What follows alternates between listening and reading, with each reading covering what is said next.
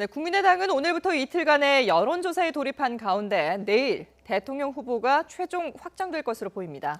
이미 당내 경선을 통과한 자유한국당 홍준표 후보와 바른정당 유승민 후보는 보수 적통 자리를 놓고 공방을 이어갔습니다. 국회로 가보겠습니다. 전준영 기자.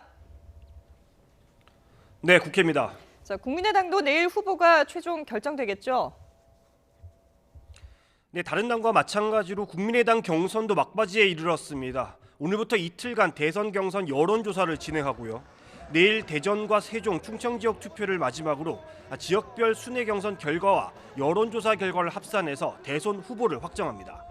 지금까지 지역 경선 결과들을 보면 어제 서울과 인천에서 진행된 6차 투표까지 합쳐서 안철수 전 대표의 누적 득표율이 무려 70%를 넘습니다.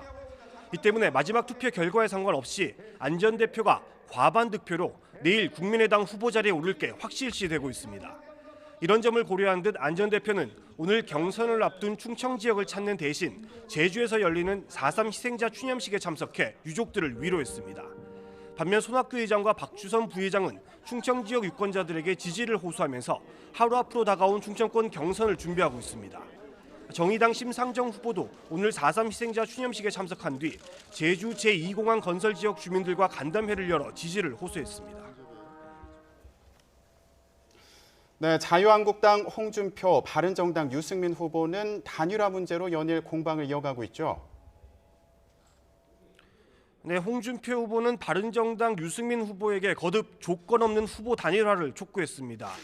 홍 후보는 오늘 오후 이명박 전 대통령을 예방한 뒤 이 전 대통령도 박근혜 전 대통령 탄핵으로 분당의 원인이 소멸된 만큼 바른정당과 합치라고 조언했다고 말했습니다.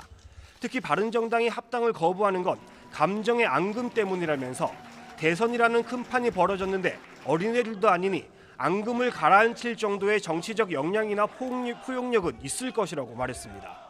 다만 바른정당 측에서 요구하는 강성 친박 청사는 잘못된 전략이라면서 오히려 강성 친박계인 김진태 의원에게 강원도 선대위원장을 맡길 생각이라고 덧붙였습니다.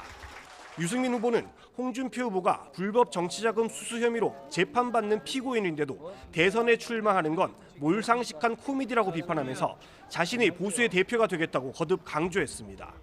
이 후보는 오늘 박근혜 전 대통령의 정치적 상징이라 할 수 있는 대구 서문시장을 찾아 지난해 대형 화재 피해를 본 상인들을 위로하는 등 사흘째 대구 경북 지역에서 보수층 표심 잡기에 주력했습니다. 특히 대구 경북 지역에는 박 전 대통령이 유 후보를 겨냥해 배신의 정치를 심판해달라고 비난한 이후 아직도 유 후보를 배신자로 여기는 민심이 남아있는데요.